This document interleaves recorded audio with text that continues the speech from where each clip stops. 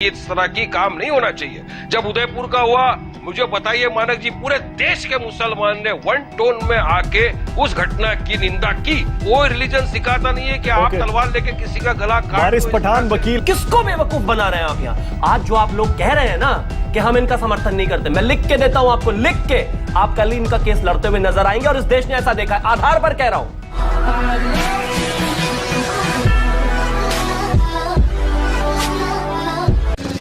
नमस्कार, राष्ट्र की बात में आपका स्वागत है। आपके साथ मैं हूं मानक गुप्ता। क्या देश में कुछ लोग तालिबानी मानसिकता से ग्रसित हो गए हैं? यह सवाल इसलिए उठ रहा है क्योंकि पहले उदयपुर और अब महाराष्ट्र के अमरावती में गला काट देने की घटनाएं सामने आई है। इनमें और जरा ये सिमिलैरिटीज पहले देख लीजिए। जैसे उदयपुर की घटना हुई थी, बिल्कुल उसी तरह की अमरावती की है। कन्हैयालाल, उमेश कोले। उदयपुर में चाकू से 26 वार किए गए थे और अमरावती में भी चाकू मारा है गले पर। वारिस पठान, आपसे शुरू करूंगा आज मैं। वारिस पठान, ये तालिबानी हत्याएं देश में क्यों हो रही हैं? कौन जिम्मेदार है इसके लिए? ये बिल्कुल मानक जी, हत्या है। वायलेंस का हम कड़ी रीत से निंदा करते थे, करते रहेंगे।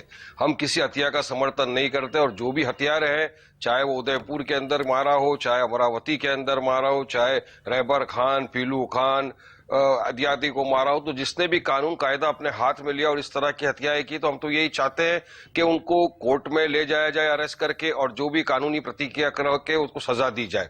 वायलेंस का हमारे देश में कोई भी जगह नहीं है। कायदा कानून के हिसाब से देश चलेगा, संविधान के हिसाब से देश चलेगा। आपका आवाज किधर देखेले लगता है मेरे को।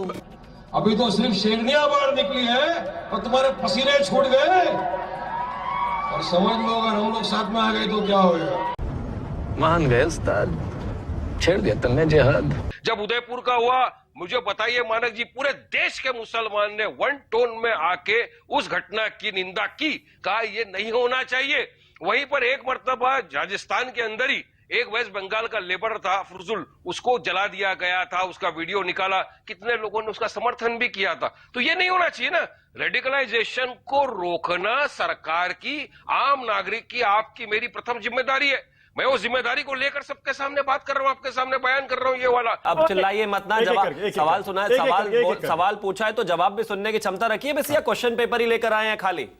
पेशेंस भी लेके आना था ना साथ में थोड़ा सा। खैर, इन्होंने एक बड़ी इंटरेस्टिंग चीज कही कि इस देश के किसी भी मुसलमान ने ये नहीं कहा कि ये घटना सही है, और ना ही इस देश का एक भी मुसलमान इस बात का समर्थन करता है कि ये होना चाहिए। तो वारिस भाई, मैं फिर से एक बार आपसे पूछना चाहता हूं, ये आप वाकई मानते हैं कि इस देश का एक भी मुसलमान नहीं चाहता कि हिंसा नहीं होनी चाहिए और इस तरह के लोगों का तो कड़ी से कड़ी सजा दी जानी चाहिए? डबल चेक करना चाहता हूं, आप मानते हैं ना इस बात को?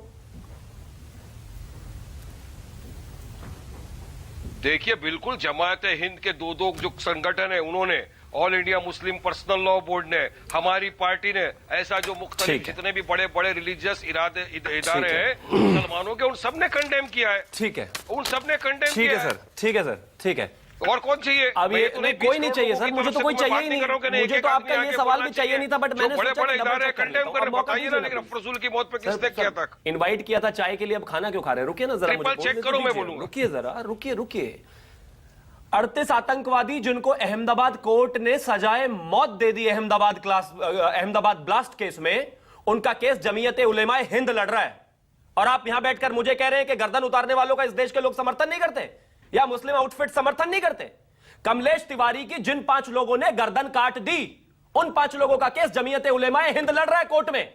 और आप यहां टीवी पर बैठकर कहते हैं कि हम समर्थन नहीं करते। और कैसे समर्थन करोगे? उनके साथ खड़ा होकर गला तो काटने से रहे, क्योंकि सामाजिक संगठन और आदमी हैं आप। लेकिन ये आतंकवाद का समर्थन नहीं करते, आतंकवादी को बचाने का समर्थन करते। किसको बेवकूफ बना रहे हैं आप यहां? आज जो आप लोग कह रहे हैं ना कि हम इनका समर्थन नहीं करते, मैं लिख के देता हूं आपको, लिख के। आप कल इनका केस लड़ते हुए नजर आएंगे और इस देश ने ऐसा देखा है, आधार पर कह रहा हूं। हाइपोथेटिकल बिल्कुल नहीं है, ना रिटोरिक है ये। सुप्रीम कोर्ट के जजेस ने, जो आपसे मेरे से ज्यादा समझदार है, उन्होंने ऑब्जर्वेशन किया कि देश की ये बिगड़ी हुई हालत की जवाबदार नुपुर शर्मा है। उदयपुर नुपुर शर्मा की वजह से हुआ, ये उन्होंने कहा ना। अब आप खुद समझिए कि हम इतने दिनों से बोल रहे हैं कि नुपुर शर्मा ने हमारे हुजूर मोहम्मद मुस्तफ़ा सल्लल्लाहु अलैहि वसल्लम की शान में गुस्ताखी की, उनके बारे में जो टिप्पणी की, उसके लिए उनके खिलाफ एफआईआर हुए काफी जगहों पर। हम चाहते हैं उसको अरेस्ट करे पुलिस, उसको कोर्ट में लाया जाए और जो भी संविधान के दायरे में रहकर उसके साथ करना है कोर्ट करे, मगर भाजपा उसको प्रोटेक्ट कर रही है। ये आप ही के चैनल पे थे हाई कोर्ट न्यायाधीश एसएस ढींगरा साहब, उन्होंने क्या कहा कि ऑब्जर्वेशन की बहुत अच्छी बात है, लेकिन ऑब्जर्वेशन में मैं तो कहता हूं, मान लीजिए दिल्ली पुलिस ने रेड कार्पेट दिया नोटिस, मैं कहता हूं दिया नुपुर शर्मा को, तो नोटिस इशू कर देता ना सर, खींच लेते दिल्ली पुलिस को। सुप्रीम कोर्ट से आगे तो कोई नहीं जा सकता।